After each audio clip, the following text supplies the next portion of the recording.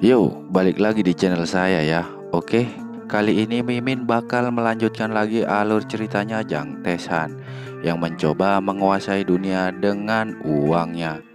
Oh ya, BTW karena Mimin kemarin sibuk, jadi nggak bisa upload ya. Ya udah, biar nggak berlama-lama lagi, tanpa basa-basi lagi, langsung saja. Mari kita mulai. Cerita dimulai. Setelah Jang Tesan bertemu Jaksa Kang kemarin, di sini detektif polisi sembari berteriak, ia pun mengatakan, "Berhenti berpura-pura dan bangun. Dasar bajingan, bahkan jaksa ada di sini. Apa kau masih mau berpura-pura jadi korban, ha?" Perkataan polisi ini sangat keras sampai-sampai Jang Tesan pun menutup kedua telinganya dan juga terdengar orang-orang di luar ruangan. Mendengar perkataan polisi tersebut, Jang Tesan pun berkata dalam hati, bajingan ini terlalu berisik. Detektif polisi ini membuatku terlihat seperti kriminal sedari awal. Bahkan ada jaksa," kata Jang Tesan ini dalam hati sembari menutup kedua telinganya karena suara detektif polisi tadi yang sangat keras. Lalu di saat Jang Tesan melihat ke arah Jaksa Kang tersebut, ia pun berkata dalam hati, "Dia terlihat seperti parasit. Interogasi macam apa ini? Sangat jelas bahwa dia mendapatkan keuntungan dari Jang Hyuk." Dan di sini, setelah polisi ini selesai teriak-teriaknya, Jang Tesan pun berkata kepada mereka, "Apa Anda membawa surat perintah?" "Apa? Surat perintah? Bajingan ini. Omong kosong apa yang kau bicarakan?" kata detektif polisi ini.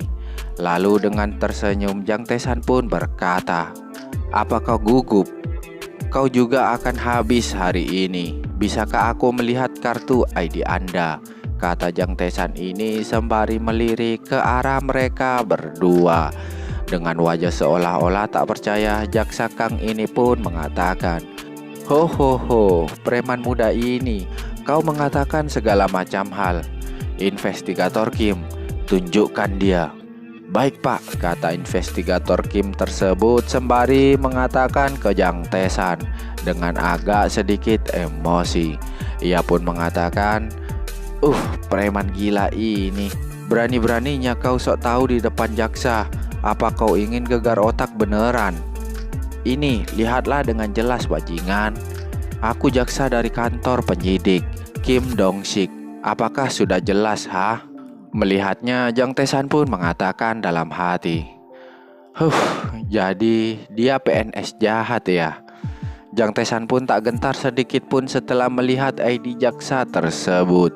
Dan ia pun berkata ke mereka, "Ya, aku sudah memverifikasi ID Anda. Terus bagaimana dengan surat perintahnya?" Investigator Kim pun menjawab, "Hah, preman keras kepala ini. Memangnya kau tahu apa soal surat perintah itu, ha?" Mendengar hal tersebut dengan tersenyum, Jang Tesan pun berkata dalam hati, Kukuku, tentu saja aku tahu. Tubuh ini sudah kupersiapkan untuk masa depan. Kau pikir aku tidak tahu ya?" kata Jang Tesan ini dalam hati. Dan Jang Tesan pun menjawab pertanyaan investigator Kim tersebut. "Konstitusi Republik Korea menjamin hak dasar rakyat untuk menangkap, menahan, menyita, dan menggeledah seseorang atau properti oleh badan negara. Dinyatakan bahwa surat perintah harus diterbitkan oleh hakim. Dinyatakan dengan jelas dalam pasal 12 dan 16 konstitusi." Mendengar hal tersebut sentak membuat mereka terkejut dong, karena tak menyangka seorang bocah SMA bisa mengetahui undang-undang tersebut. Melihat mereka semua terkejut, Jang Tesan pun melanjutkan perkataannya lagi yang mengatakan, "Kalau begitu aku akan membaca semua teks dengan lengkap pasal 12 dan 16. Surat perintah dibagi menjadi dua, surat perintah yang diterbitkan atas permintaan jaksa dan surat perintah yang diterbitkan oleh hakim tanpa permohonan berdasarkan Undang-Undang Tindak Pidana, surat perintah penangkapan, perintah pencarian, dan surat perintah penahanan berdasarkan Undang-Undang Perlindungan Sosial diterbitkan atas permintaan jaksa." Mereka pun hanya bisa melongo tak percaya mendengarnya dan mengatakan, "Ada apa dengan bajingan ini?" Di tengah mereka semua sedang terkejut itu, Jang Tesan pun masih saja melanjutkan perkataannya tentang undang-undang tersebut. Ia pun mengatakan, "Panggilan pusat pertahanan, pusat penahanan penilaian, perintah pencarian, perintah verifikasi, perintah pemeriksaan fisik, dan perintah pendampingan yang dikeluarkan oleh hakim berdasarkan tindak pidana tersebut." "Yah, itulah yang aku ketahui," kata Jang Tesan ini sembari melihat ke arah mereka bertiga ini yang sedang terkejut dan juga terdiam bengong. Melihat mereka hanya diam saja dengan berteriak keras dan marah-marah, Jang Tesan pun mengatakan, "Apa aku perlu menjelaskan lebih lanjut, ha?" Kata Jang Tesan ini yang membuat tiga orang ini hanya bisa terdiam kaku lagi. Dan Jang Tesan pun berteriak lagi sampai-sampai suaranya pun terdengar ke semua orang yang ada di luar ruangannya. Ia pun mengatakan, "Kenapa kalian terus saja menyudutkan aku, ha? Aku kan korbannya. Ruang rumah sakit ini ruang pribadi bagiku kan? Apakah normal bagi siswa untuk menghafal ketentuan hukum, bukannya matematika atau bahasa Inggris?" "Jaksa Kang Kyunjon, Anda yang cerdas seharusnya tahu tentang itu kan? Apa yang kudapatkan sekarang? Ancaman dengan embel-embel investigasi. Meskipun aku siswa SMA, kalian datang menemuiku tanpa pengacara. Bukannya jaksa seharusnya melindungi yang lemah," kata Jang Tesan ini sembari berteriak sampai-sampai hampir seluruh orang yang ada di rumah sakit ini mendengarnya karena perkataan Jang Tesan yang terlalu keras. Mendengar hal tersebut, Jaksa Kang ini pun dengan tersenyum ia pun mengatakan, "Hahaha, lemah? Kau? Omong kosong macam apa itu? Beraninya kau mengatakan itu di depanku," kata Jaksa Kang ini sembari tersenyum sinis. Melihat hal tersebut, Jang Tesan pun berkata dalam hati, "Sepertinya dia berbau seperti seorang psikopat." Dan di sini Jaksa Kang sembari menunjuk-nunjuk ke arah Jang Tesan. Ia pun mengatakan, "Kau membaca teks buku yang bodoh. Orang sepertimu seharusnya hanya makan nasi dan kacang. Jadi jangan berharap terlalu banyak," kata Jaksa Kang ini ke Jang Tesan dengan senyum psikonya. Yah, Jaksa Kang ini nggak tahu ya, padahal MC kita ini kaya raya. Dengan santainya Jang Tesan pun mengatakan, "Hahaha, kenapa? Apa Anda akan menangkapku dengan paksa?" Mendengar perkataan Jang Tesan itu, Jaksa Kang pun menyuruh bawahannya untuk membuat surat perintah. Ia pun mengatakan, "Penyidik Kim, minta surat perintah penangkapan untuk bajingan ini." "Baik Pak," kata para bawahan Jaksa Kang ini. Dan Jaksa Kang ini pun berkata ke Jang Tesan, "Kau banyak omong setelah gegar otak ya. Tapi sepertinya kau sedang tidak gegar otak. Aku sudah menghubungi pengadilan. Surat perintahnya akan segera keluar." Mendengar hal tersebut, Jang Tesan pun berkata dalam hati, "Ho, mereka bahkan sudah berbicara dengan pengadilan." Dan di sini, detektif polisi ini pun mengejek Jang Tesan. Ia pun mengatakan, "Hehehe, habis kau bajingan. Kenapa kau bertindak sok tahu di depan jaksa? Kau bodoh sekali," kata detektif ini yang seakan mengejek Jang Tesan. Dan Jang Tesan pun hanya tersenyum mendengarnya sembari berkata dalam hati, "Wow, gila, mereka langsung melakukan semua ini." Dan juga Jang Tesan pun mengatakan kepada mereka sembari tersenyum, Kuku, meskipun kalian itu busuk, ternyata kalian benar-benar busuk lebih dari yang kukira." "Apa katamu bajingan?" kata mereka ini yang terkejut mendengar perkataan Jang Tesan tersebut. "Bajingan ini benar-benar ya," kata Jaksa Kang ini sembari membetulkan kacamatanya dan seakan-akan menahan emosinya. Detektif dan jaksa, staf kejaksaan, dan sekarang hakim. Wah, apa ini benar-benar negaraku, kata Jang Tesan ini yang seakan memprovokasi Jaksa Kang tersebut. Mendengar hal tersebut, Jaksa Kang pun sudah tak kuasa menahan emosinya dan ia pun berniat untuk memukul Jang Tesan sembari berkata, bajingan ini benar-benar ya. Namun di saat Jaksa Kang ini hendak menyerang Jang Tae-san, tiba-tiba ada suara yang mengatakan, "Berhenti!" Sentak hal tersebut pun membuat mereka terkejut dan menoleh ke arah sumber suara tersebut. Dan orang itu pun mengatakan lagi, sembari menghalau Jaksa Kang yang hendak memukul Jang Tae-san. Ia pun mengatakan, "Apa yang kau lakukan?" Dan ya, dia adalah seorang dokter residen. Sembari melihat dokter tersebut, Jang Tae-san pun dalam hati mengatakan, "Dokter residen ini ternyata berani juga ya." Ia pun mengatakan itu dengan tersenyum. Detektif polisi ini pun tak terima dicegah oleh dokter tersebut, dan dia pun mengatakan, "Awas, kau tidak tahu bahwa kami ini sedang melakukan tugas resmi." Sembari menghalau mereka, dokter ini pun mengatakan, "Tolong pergi dari sini, atau aku akan melaporkanmu ke polisi." "Pergi," katanya. "Hah, melapor? Dokter, kau sepertinya cuma dokter residen. Menjauhlah, karena bajingan ini telah terbukti bersalah atas kejahatannya, dan ada resiko dia melarikan diri. Kami sudah mengeluarkan surat perintah penangkapan," kata Jaksa Kang ini. Dan ternyata perkataan Jaksa Kang tersebut didengar oleh pengacara Jo ini di balik pintu. Dan pengacara Jo ini masih saja mendengar percakapan si dokter dan Jaksa Kang tersebut. Si dokter ini pun mengatakan ke Jaksa Kang, "Tidak bisa, jika ada masalah pada pasien, tanggung jawabnya ada pada dokter. Jadi tolong keluar dari sini," kata dokter tersebut saat sedang diawasi oleh pengacara Jo ini. Dalam hati Jang Tae-san yang melihat dokter tersebut susah payah membelanya, dengan tersenyum ia pun mengatakan dalam hati, "Oh, aku sangat tersentuh oleh dokter ini. Kau adalah dokter profesional sejati," kata Jang Tae-san ini dalam hati, sembari tersenyum. Namun ternyata percakapan mereka sejak tadi ini ternyata sudah direkam oleh Jang Tae-san. Jang Tae-san pun berkata dalam hati, "Karena ini sedang direkam, haruskah aku berakting lagi? Aku akan membalikkan Ciku sedikit."